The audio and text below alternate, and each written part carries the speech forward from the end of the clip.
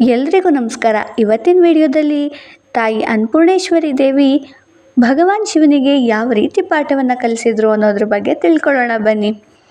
ಒಂದು ದಿನ ಪಾರ್ವತಿ ದೇವಿ ಭಗವಾನ್ ಶಿವನನ್ನು ಪ್ರಶ್ನೆ ಮಾಡ್ತಾರೆ, ಪ್ರಭು, ಈ ಲೋಕದಲ್ಲಿ ಅತ್ಯಂತ ಮುಖ್ಯವಾಗಿರುವಂಥದ್ದು ಯಾವುದು ಅಂತ. ಆಗ ಶಿವ ಉತ್ತರವನ್ನು ಕೊಡ್ತಾರೆ, ಜ್ಞಾನವೇ ಅತಿ ಮುಖ್ಯ, ಅನ್ನವೇ ತಾತ್ಕಾಲಿಕ, ಆಹಾರವಿಲ್ಲದೆ ಕೂಡ ಯೋಗಿಗಳು ಬದುಕಬಹುದು. ಈ ಮಾತು ಕೇಳಿ ಪಾರ್ವತಿ ದೇವಿ ಮನಸ್ಸಿನಲ್ಲಿ ಬೇಸರಪಟ್ಟರು. ಅವರು ತಕ್ಷಣವೇ ಅನ್ನವನ್ನು ಈ ಜಗತ್ತಿನಿಂದ ಅಡಗಿಸಿದರು. ಭೂಮಿಯಲ್ಲಿ ಬಿತ್ತನೆ ಬರಲಿಲ್ಲ, ಮಳೆಯೂ ಬಂದಿಲ್ಲ, ಜನರು ಹಸಿವಿನಿಂದ ನರಳಲು ಶುರು ಮಾಡಿದರು.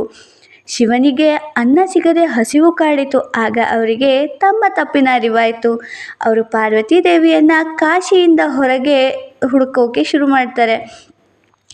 ಶಿವನು ವಾರಣಾಸಿಯಿಂದ ದೂರ ಅನ್ನಪೂರ್ಣ ಎಂಬ ಒಂದು ಸುಂದರ ಸ್ಥಳಕ್ಕೆ ಬಂದಾಗ ಅಲ್ಲಿ ಪಾರ್ವತಿ ದೇವಿ ಅನ್ನಪೂರ್ಣೇಶ್ವರಿಯಾಗಿ ಕುಳಿತು ಜನರಿಗೆ ಅನ್ನವನ್ನು ವಿತರಿಸ್ತಿರ್ತಾರೆ. ಶಿವ ಪಾರ್ವತಿ ದೇವಿಯನ್ನು ತಲೆಯವರೆಗೂ ಸಹ ನಮಸ್ಕಾರ ಮಾಡಿ ಹೇಳ್ತಾರೆ, ಮಾತೆ, ನಾನು ತಪ್ಪು ಮಾಡಿದ್ದೇನೆ. ಈ ಬ್ರಹ್ಮಾಂಡದಲ್ಲಿ ಜ್ಞಾನವು, ಧರ್ಮವು, ಆಹಾರವು ಮೇಲೆ ನೆಟ್ಟಿದೆ. ಪಾರ್ವತಿ ದೇವಿ ಮಂದಹಾಸದಿಂದ ಶಿವನಿಗೆ ಅನ್ನವನ್ನು ನೀಡಿ ಈ ರೀತಿಯಾಗಿ ಆಶೀರ್ವಾದ ಮಾಡ್ತಾರೆ, ಪ್ರತಿ ಜೀವಿಯು ಹಸಿವಿಲ್ಲದೆ ಬದುಕಲಿ. ಆ ದಿನದಿಂದ ಅನ್ನಪೂರ್ಣೇಶ್ವರಿ ದೇವಿಯನ್ನು ಅನ್ನದಾತೆ ಅಂತಾನೂ ಪೂಜೆ ಮಾಡಲಾಗತ್ತೆ. ವಾರಣಾಸಿಯ ಅನ್ನಪೂರ್ಣ ದೇವಸ್ಥಾನ ಇಂದಿಗೂ ಕೂಡ ಭಕ್ತರ ಹೃದಯದಲ್ಲಿ ಭರವಸೆಯನ್ನು ತುಂಬುತ್ತಿದೆ.